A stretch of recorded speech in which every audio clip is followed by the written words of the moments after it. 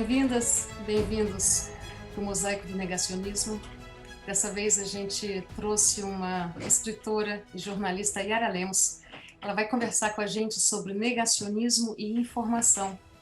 Ela vai trazer aspectos da vida dela, profissionais, ela vai contar e conversar com a gente sobre o que ela pensa, o que ela já viveu e o que ela vê sobre essa questão, negacionismo e informação. Yara, bem-vinda. Muito obrigada por estar aqui com a gente.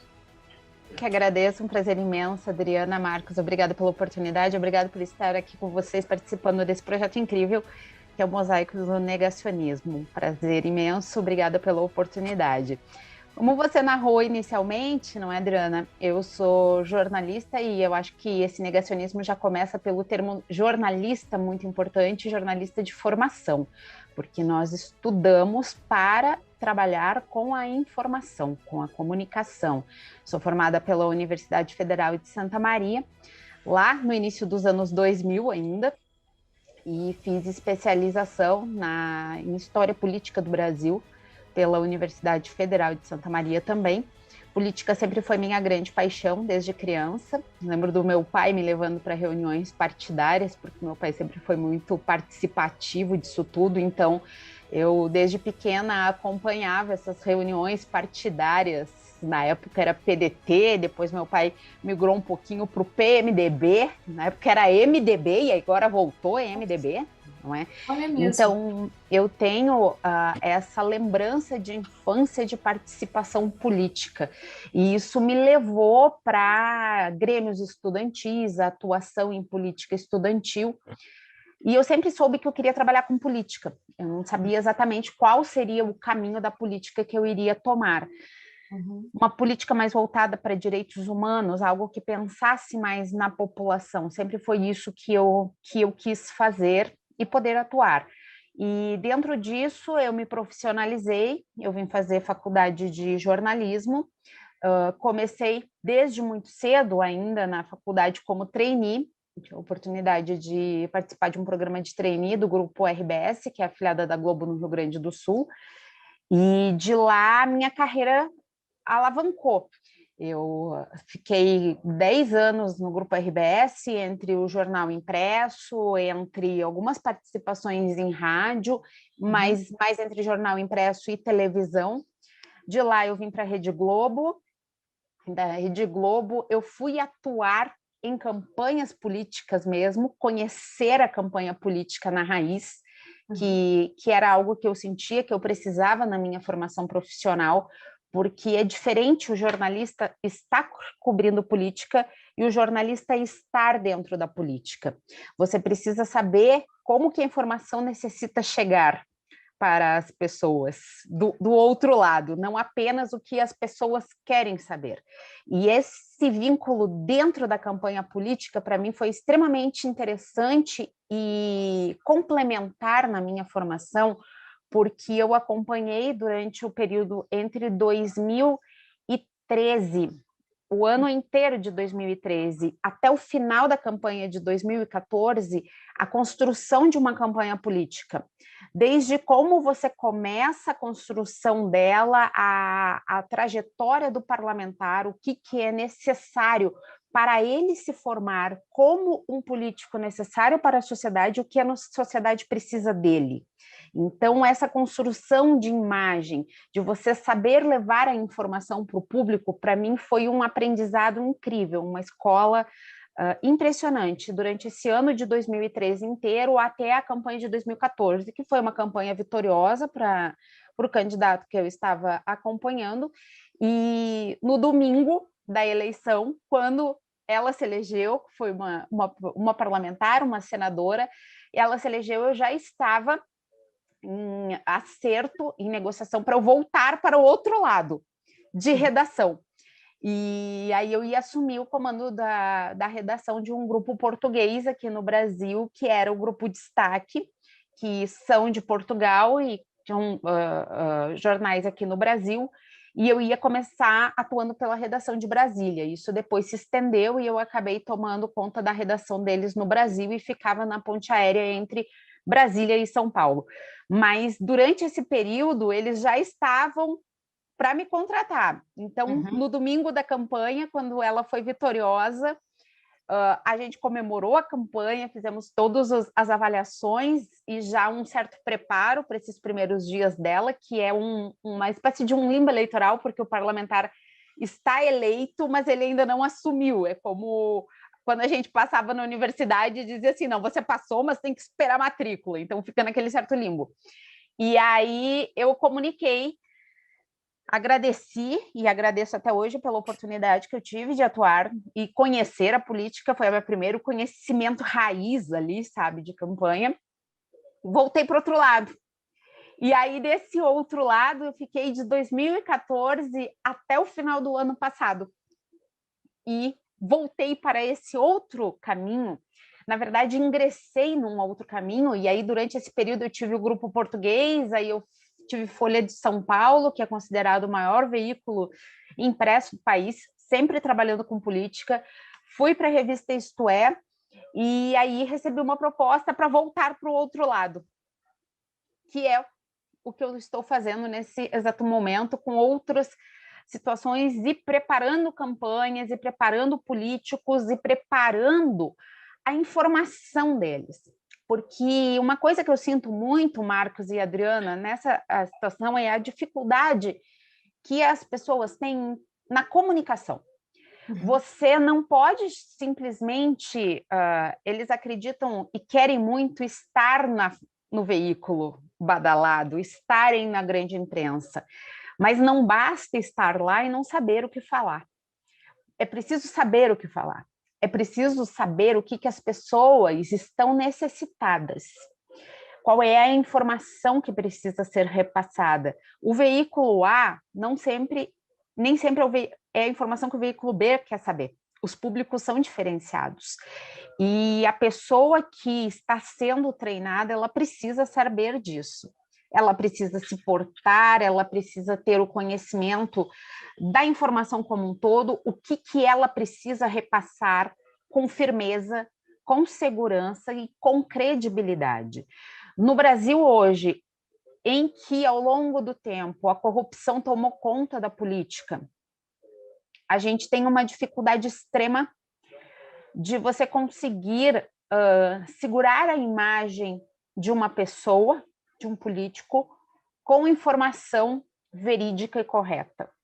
Porque as pessoas hoje se baseiam em fake news.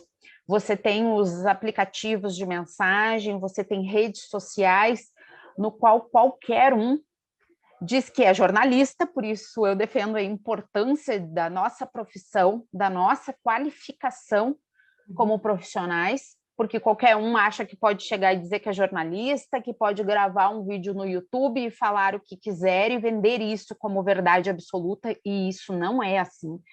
A informação, as pessoas acham que muitas vezes, e eu que sou de uma família da área de saúde, eu sei da importância do profissional da saúde para salvar vidas, ainda mais num período pandêmico como nós vivemos hoje. Mas a informação mal colocada, ela é capaz de matar. Ela também pode destruir a vida de uma pessoa. Ela pode matar.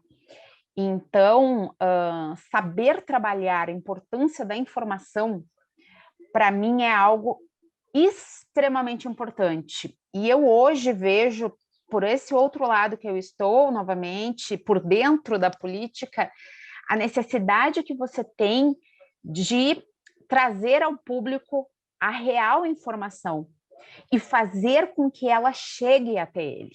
Romper as barreiras do negacionismo nas redes sociais, romper a barreira do negacionismo nesses canais rápidos de acesso, em que se cria um sistema robotizado para que se criem muitos cliques e que as pessoas acreditam que porque o canal Y ele é visto por 2 milhões de pessoas, mas vem cá, são pessoas ou são robôs? Com o que você está lidando hoje? A inteligência artificial está nos atacando e nós precisamos encontrar fórmulas para romper esse caminho de ataque, para fazer com que a informação verdadeira rompa o negacionismo, para que a informação verdadeira sustente a sociedade e para que ela forme políticos e políticas capazes de desenvolver o sistema democrático, porque isso coloca a própria democracia em jogo. Isso é prejudicial para a democracia. E o nosso papel como profissionais de comunicação, seja estando dentro do veículo de comunicação relevante, importante e que traga a informação verdadeira, para o profissional de comunicação que está do lado do político, que eu não digo nem atrás do político, nós estamos ao lado dele. A gente precisa fazer com que ele entenda a importância da informação, a transmissão dessa informação, para quem transmiti-la e a forma como transmiti-la é extremamente necessário. Você não pode ter apenas o veículo de comunicação.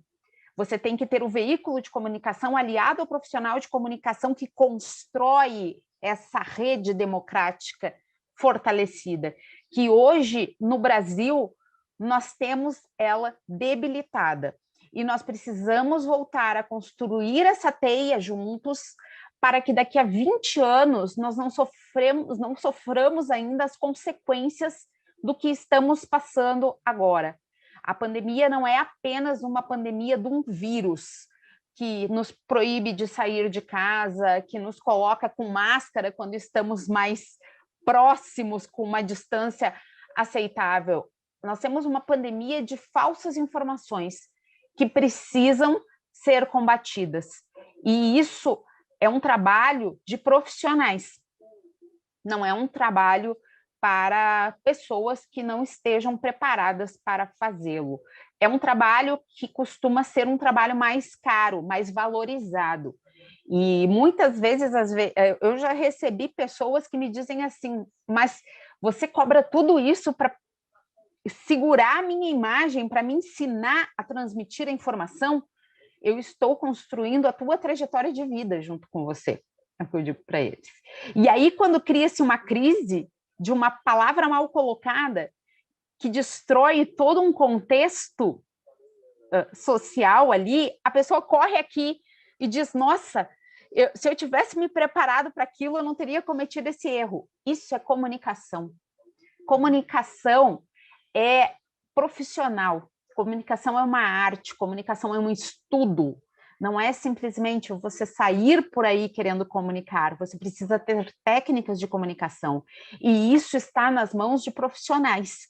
É por isso que hoje nós temos esse problema democrático causado por falsas informações, por negacionismo, porque se colocou a informação nas mãos de quem não sabe tratá-las e de quem acha que qualquer coisa é informação.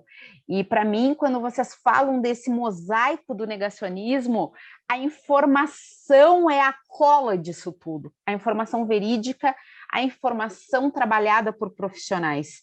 É por isso que nós estamos aqui, é por isso que eu faço esse meu trabalho de manhã, de tarde, de noite, atendendo e preparando as pessoas para que elas saibam se comunicar. O grande problema hoje da informação mal colocada, para mim, é da falta de comunicação. E isso tudo cria esse problema que todos nós estamos vivendo hoje e que estamos tendo a oportunidade de falar junto a vocês nesse momento. Você, Adriano, logo no começo falou que eu também sou escritora, de fato.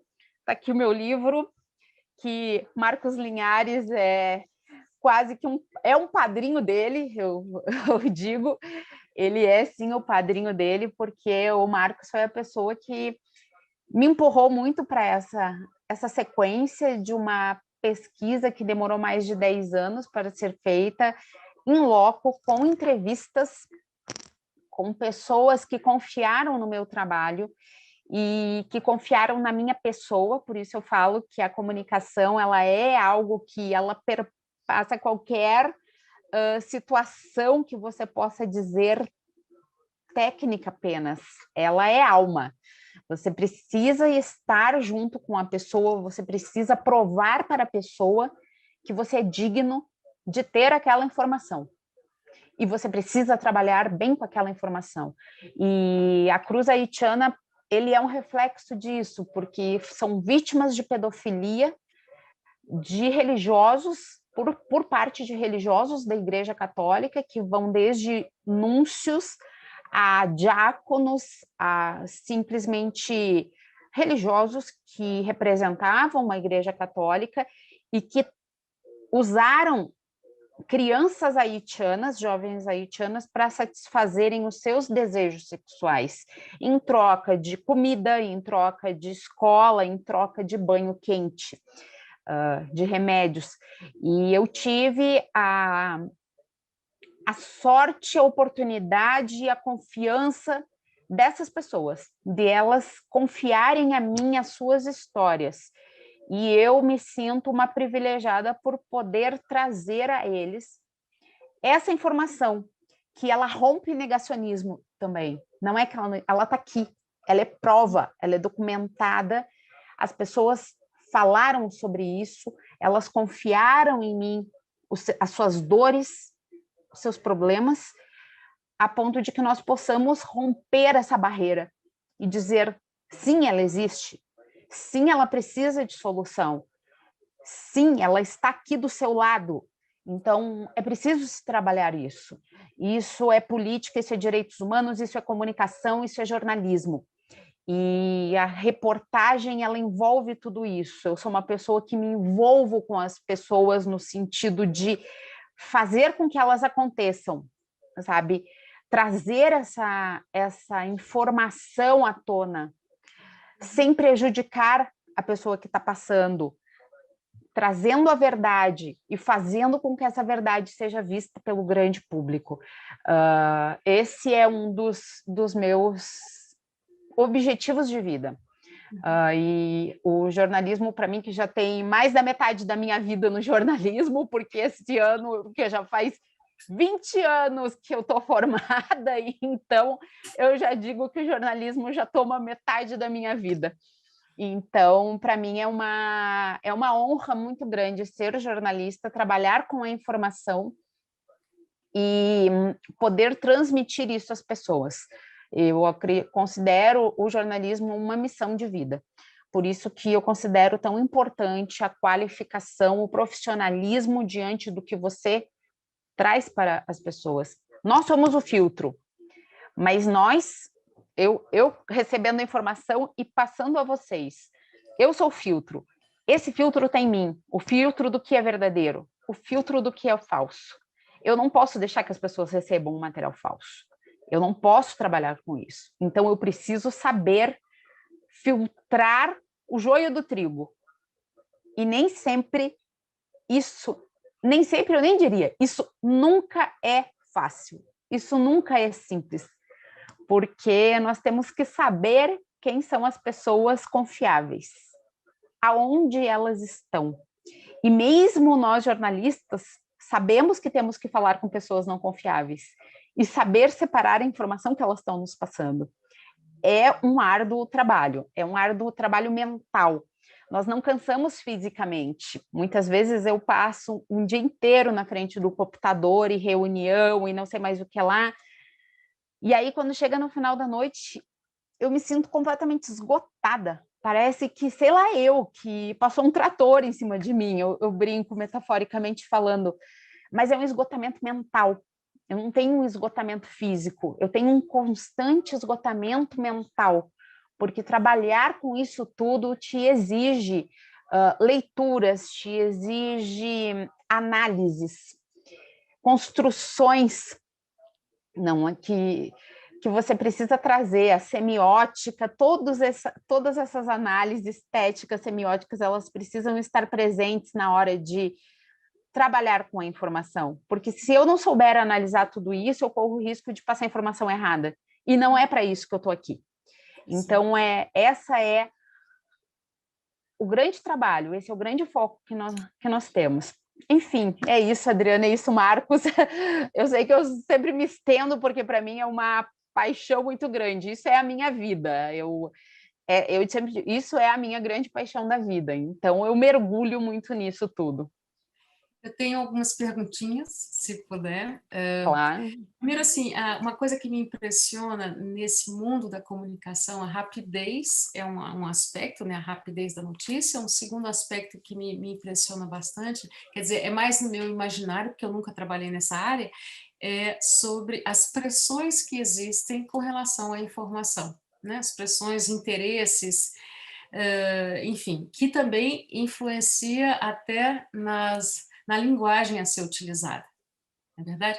Então, como é que uma jornalista como você, um jornalista, lida com essa questão? Existe um empenho de se engajar contra negacionismos diversos e, ao mesmo tempo, existe uma pressão diária de várias áreas, enfim, porque faz parte, né? Contextos e pressões de todos os tipos. Como é que a gente lida com isso para, mesmo assim, manter a estrutura da verdade na mensagem?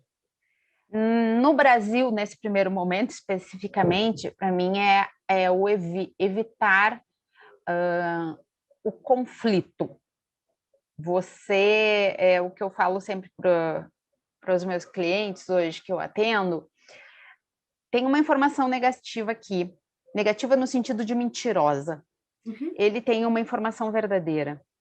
Se ele usar a mesma estratégia que os negacionistas usam hoje, que são as redes sociais, ele vai estar se rebaixando àquela situação.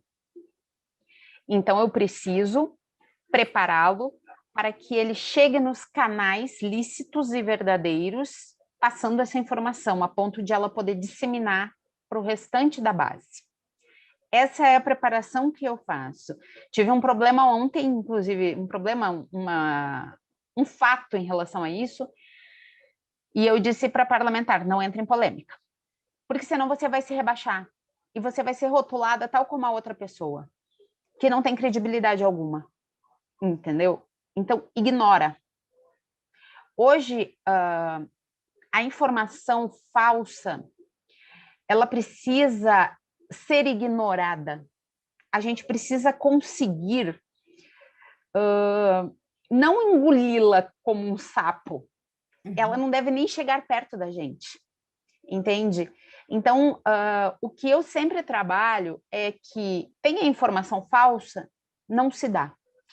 Você sabe que quando eu estava na Folha de São Paulo ainda, foi tomada uma decisão no ano passado, no início do ano passado, que foi de todos os veículos de comunicação, os principais veículos, e aí incluiu o Estadão, o Globo, Econômico, TV Globo, enfim, de não irem mais para o cercadinho do Bolsonaro. O cercadinho é aquela cerca que ele fez na frente do Palácio da Alvorada, que quando ele sai do palácio, sempre tem apoiadores lá.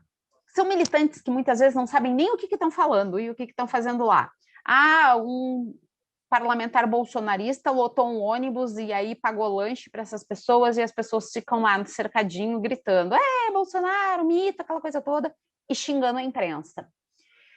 E nós, jornalistas, ouvíamos ofensas, muitas, de pessoas que estavam lá e nem sabiam por quê. Era tão ruim aquela sensação. Quando eu tinha plantão e que pensava na possibilidade de ter de ir para o cercadinho da Alvorada, eu entrava em crise de ansiedade. Eu entrava em desespero e por saber que eu ia ter que ir para lá. E eu sei que não era só comigo. Houve caso de colegas meus que pediram demissão no período porque não aguentavam mais aquilo, não aguentavam mais receber ofensas, porque a gente recebia ofensas pelo telefone de pessoas que você nem sabe quem é ligando, xingando, ou então por rede social. Eu fui muito vítima disso, de ofensas por redes sociais, de pessoas que eu nunca vi, de outros conhecidos também. Então, quando se tomou essa decisão de não ir ao cercadinho, para mim, eu estava dentro da imprensa naquele momento, além de eu sentir um alívio pessoal, de tipo, não vou mais precisar ouvir aquele tipo de desaforo lá. Para mim foi uma coisa muito significativa do sentido assim, se não estão indo para o cercadinho, vai se diminuir a probabilidade de divulgar notícias falsas. Porque senão ficava muito assim, o próprio veículo grande de informação e de crédito de ter de dizer: Bolsonaro disse que a cloroquina faz efeito. Entendeu? Se você pegar as notícias antes de abril do ano passado e pegar as notícias que vieram de abril em diante, você vai ver que muitos desses veículos passaram a dizer, ao invés de Bolsonaro diz que a cloroquina cura, Bolsonaro mente ao dizer que a cloroquina cura. Você passou a ver o verbo mentir em muitos desses veículos. Bolsonaro mentiu ao falar que. Isso passou a ser recorrente na Folha de São Paulo, meus veículos. E isso aconteceu no pós-cercado, porque a gente se libertou. O jornalista conseguiu enxergar que não é pelo fato de nós estarmos tratando com o presidente da República, que é a maior autoridade do país, eleita democraticamente, sim, eleita democraticamente, mas nem por isso ele não deixou de ser um mentiroso, porque ele está mentindo nas informações que ele coloca, e a gente pôde saber separar isso. Não é porque ele disse que vale a informação. Ele disse, ok, mas ele falou mentira, então nós vamos colocar isso. Eu não sei se eu consegui te responder, Adriana, exatamente no que você estava querendo chegar. São perguntas que são... Eu gosto de fazer perguntas abertas para deixar a pessoa livre e responder. Então, vem a próxima. Era só um minutinho, Adriana. Oi, Adriana, se você me permitir. Permito.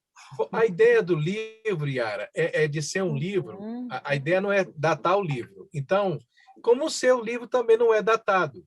Então, assim, você retrata uma realidade que aconteceu e continua acontecendo no Haiti, e, infelizmente, a gente não sabe se isso vai continuar acontecendo e por quanto tempo vai continuar acontecendo. Esse aqui é o drama. O negacionismo, da maneira como a gente conduz o livro, né, Adriana?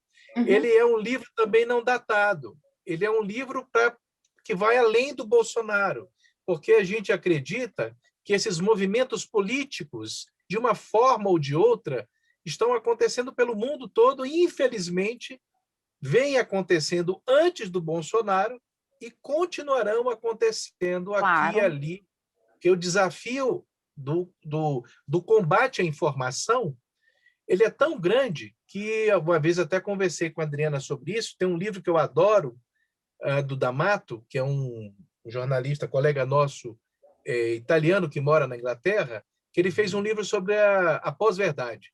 E ele diz que o general Franco, na época da Espanha, já tratava da pós-verdade. Ele mandava a imprensa oficial publicar matérias com a versão dele. E você deve ter até aí o livro. Então, né? eu tenho a minha biblioteca aqui, e aí, quando você vai falando, eu vou pensando em coisas. Eu realmente tenho esse livro, mas eu peguei outros dois aqui que eu vou falar com você sobre esse assunto também, se vocês me permitirem. Olá, eu espero que vocês tenham gostado do episódio. Semana que vem, a gente continua com o mesmo assunto. Até lá!